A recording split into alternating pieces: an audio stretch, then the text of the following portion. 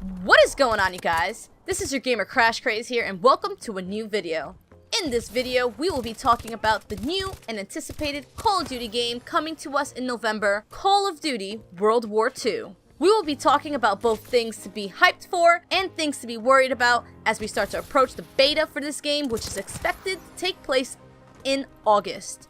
Now remember, we don't have a lot to go on other than the release trailers and what YouTubers were able to record and share from their trip to E3. I have viewed a few videos, and from there I've drawn my ideas. Now let's get into these positive and negative points for World War II. So of course, let's start with the positive stuff first. We want to know, why the heck should we be excited for the next Call of Duty? Especially when last year's COD didn't do very good. Well, for one, this game is based on a factual event. World War II really did happen. And it is a war that has taken a spotlight in many movies, TV shows, and of course games. So having a game that is based on such a widely known historic event makes people feel an attachment and interest from the get-go. To get some further details on why the heck this game is worth the hype, let's talk about one of the most important things in any Call of Duty game: guns! The weapons within World War II are to be historically accurate, and my god, the guns within this game sound so good. Within multiplayer, the sounds of the guns are amazing, and I'm sure will prove satisfactory when you're hitting your target. For some reason, weapons in Infinite Warfare kinda fell flat in terms of its sound. The weapons within World War II also look really amazing. I was expecting the game to look extremely gritty, but I guess thanks to the amazing graphics developers are able to use now, the game looks clearer and beautiful. A last point for the guns within COD World War II is the fact that I think this year we will have a weapon balance far better than previous Call of Duties. The M1 Garand, although very lethal and accurate, there is recoil that comes with a fast trigger finger. It seems like all the weapons are balanced in some way or another, whether it be the range of an SMG or the recoil of the M1 Garand. Another thing important within a Call of Duty game are maps. The footage of World War II's multiplayer that I have viewed were mostly covering the new war mode, which is supposed to feature a bigger map size than previous games. However, based on what I saw in other footage, the maps kinda look good. It looks clear and seems to have heights and routes to investigate and hold down and clear out. Call of Duty has always had a fair share of successful maps that utilize both long range and close quarter sizes.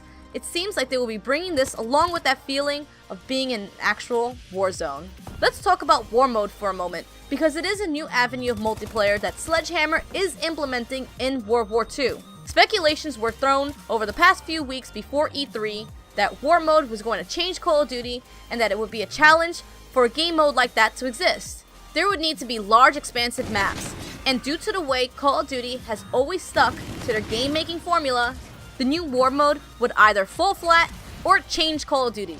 In my opinion, it may do both. After viewing several plays of war mode from other YouTubers, it could be seen that yes, the maps are bigger. A big point is that it is a heavily objective focus. There is fluidity within war mode, and if the team doesn't actively complete each objective within the time, the team could fail.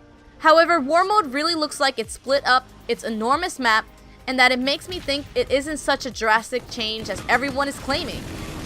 There are no combat zones labeled, and that makes a portion of the map playable until you clear the objective. So no, I don't think COD's changed. I also think the only way this new innovative game mode can fall flat is that most players may not want to play the objective. There are plenty of people who play for kills, and well, we will have to see how it goes in the beta. Now finally, let's talk about something everyone freaked out about when it was leaked. No more classes! This is wrong! People claiming COD was getting rid of classes overreacted. After viewing gameplay from E3, I was able to actually see and even took screenshots to get more information on the whole Division thing. Don't get me wrong, Divisions are different. However, what Sledgehammer has done is not something to worry about at all. Honestly, if we had another set of reskinned specialist characters, I think I would have been let down. But no! We got divisions. Divisions are basically create a class. However, it gives more purpose to those classes. It doesn't limit you as much as you think when it comes to customization, but rather puts you to think more strategically. If you want to snipe, equip your mountain division. You want to run and gun? Equip airborne and rock an SMG of your choice.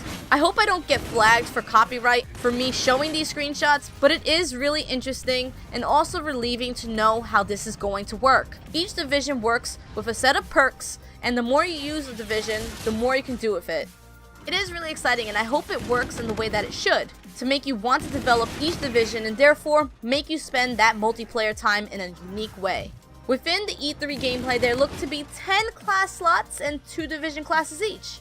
This may change, and we will know more about prestiges and all that stuff when we get closer to World War II's release. Now to talk about what worries me for World War II. One thing for sure that is something that to many it may not matter, the footsteps within multiplayer. I'm sure a majority of players use headsets to game, and it is very tactical when it comes to playing multiplayer games. We like to get the jump on others and use sound to help find and focus on our enemies. With the gameplay available of World War II's multiplayer, the footsteps are very hard to tell if they will be advantageous. And maybe it's for a reason. Maybe it's not tactical for you to be listening for enemies, and instead pay more attention to the surroundings or something. This is something that I noticed, and I do want to keep in mind for when I get to try out the beta in August. Another worry, which is subjective, is the score streaks within the game. We have information on score streaks, and most of them do look good. We have the usual UAV or recon aircraft, as they like to call it in World War II. However, a lot of these streaks look like they have the potential to be rather weak. We gotta look at the flamethrower and the fighter pilot, which both seem to be weak in my opinion. It's my hope that the bigger score streaks pack a punch. I'm really looking forward to seeing how the paratroopers work and how the ball turret gunner feels. When it comes to Call of Duty, score streaks are a big deal, and I'm hoping Sledgehammer delivers. The last thing I need to put on this worry list is, you guessed it, supply drops! We know it's coming. There's no need for speculation. Supply drops make a ton of money, and it sucks because it makes the game feel pay to win, and that might be a driving force as to why Call of Duty has slipped in its popularity. I'm worried, as well as probably most of the COD community, that supply drops are going to mess up this game. If they add weapons into the supply drops, or 50 million weapon variants, that could be the poison to ruin what looks to be a really cool game coming out in November. I'm cool with customizations, camouflages, reticles, and I wish they would leave it like that. Just cosmetics.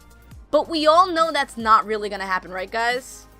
Alas, that's gonna wrap up today's video on World War II and reasons for hype and worry. I really hope you enjoyed today's video. If you did, smash that thumbs up button, comment down below what you're hyped for, or what you're worried about when it comes to the anticipated Call of Duty World War II. Hit that cool subscribe button to stick with me and watch my future videos, and I will see you in the next one. See ya.